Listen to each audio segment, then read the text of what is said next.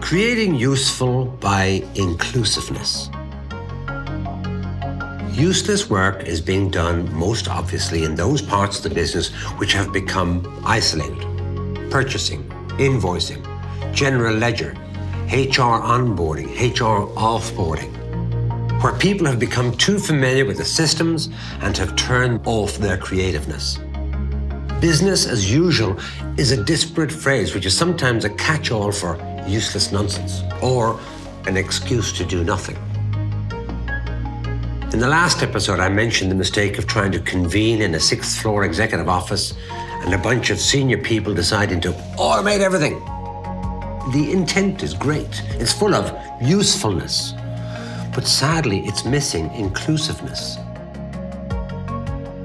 Expectations of what employment should be have moved on. Employees want and need to be part of an inclusive culture, and referring to work as useless work can be threatening if it's said the wrong way. These are emotive subjects, and no one wants to be seen as useless or to be seen to be doing something useless. Yet that's what we have created. The truth is, most employees can tell you straight up what they are doing and what aspects of their work is a waste of their time. This works, assuming they are not threatened and indeed feel part of the evolution. And this is where the business and the employer play a huge part together.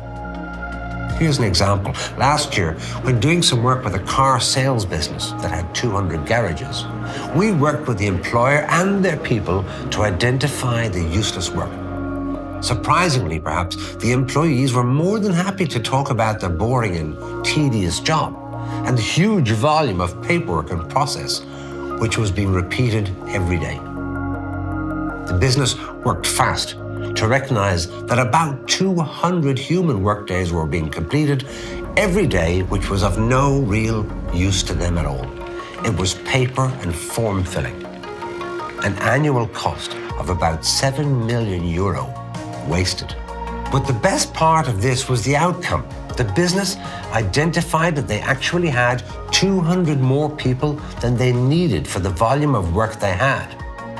But rather than slim down the business, their leaders identified how they could much better meet the markets they were competing in, provide a better customer service, and grow their business by reassigning lots of people to do more customer experience-oriented work. And in doing this, they made everyone happier in their job.